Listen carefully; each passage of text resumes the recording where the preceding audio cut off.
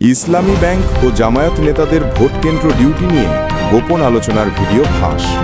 Video প্রকাশ করলেন Al Jazeera সাংবাদিক Zulkar nine শায়ের। এর আগে জামায়াত দাবি করেছিল ব্যাংকের সঙ্গে তাদের কোনো সম্পর্ক নেই।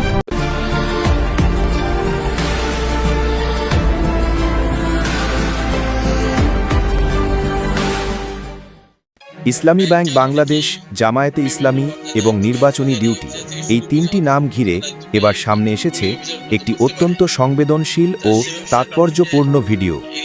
ইসলামী ব্যাংক বাংলাদেশের ইন্ডিপেন্ডেন্ট পরিচালক জনাব মোহাম্মদ আব্দুল জলিল, বাংলাদেশ জামায়াতে ইসলামী ঢাকা মহানগরী দক্ষিণের সেক্রেটারি ডক্টর শফিকুল ইসলাম মাসুদ এবং ইসলামী ব্যাংকের বিভিন্ন পর্যায়ের কর্মকর্তাদের মধ্যে ভোট কেন্দ্রের ভেতরে ও বাইরে ডিউটি সংক্রান্ত একটি আলোচনার কিছু অংশ সম্প্রতি হাতে এসেছে। ভিডিওতে দেখা যায় নির্বাচনকালীন দায়িত্ব, মাঠ পর্যায়ের ব্যবস্থাপনা এবং সমন্বয় নিয়ে সরাসরি আলোচনা করছেন তারা। এই ভিডিওটি প্রকাশ করেছেন আল জাজিরার অনুসন্ধানী সাংবাদিক জুলকার নাইন শায়ের। নিজের ফেসবুক পোস্টে তিনি লিখেছেন, জনগুরুত্ব বিবেচনায় ভিডিওটির এই অংশ প্রচার করা হলো। ভিডিও প্রকাশের পরপরই রাজনৈতিক অঙ্গনে শুরু হয়েছে তীব্র আলোচনা ও বিতর্ক।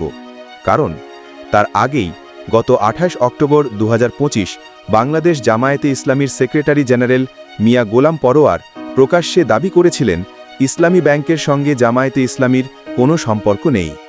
কিন্তু সেই দাবির মাত্র কিছুদিন পরই প্রকাশ্যে এলো এমন এক ভিডিও যেখানে একই টেবিলে বসে ইসলামী ব্যাংকের পরিচালক, জামায়াত নেতা এবং ব্যাংক কর্মকর্তাদের নির্বাচনী ডিউটি নিয়ে আলোচনা করতে দেখা যাচ্ছে। ফলে নতুন করে প্রশ্ন উঠছে, তবে কি ইসলামী ব্যাংক ও জামায়াতে ইসলামীর মধ্যকার সম্পর্ক নিয়ে ভিন্ন কোনো বাস্তবতা সামনে আসছে, নাকি এটি শুধুই একটি প্রশাসনিক আলোচনার অংশ? ভিডিওটি ইতোমধ্যেই সামাজিক যোগাযোগ মাধ্যমে ছড়িয়ে পড়েছে ব্যাপকভাবে এবং দেশজুড়ে বিষয়টি নিয়ে শুরু হয়েছে বিভিন্ন মহলের আলোচনা ও বিশ্লেষণ। ঘটনার সঙ্গে সংশ্লিষ্ট পক্ষগুলোর আনুষ্ঠানিক বক্তব্য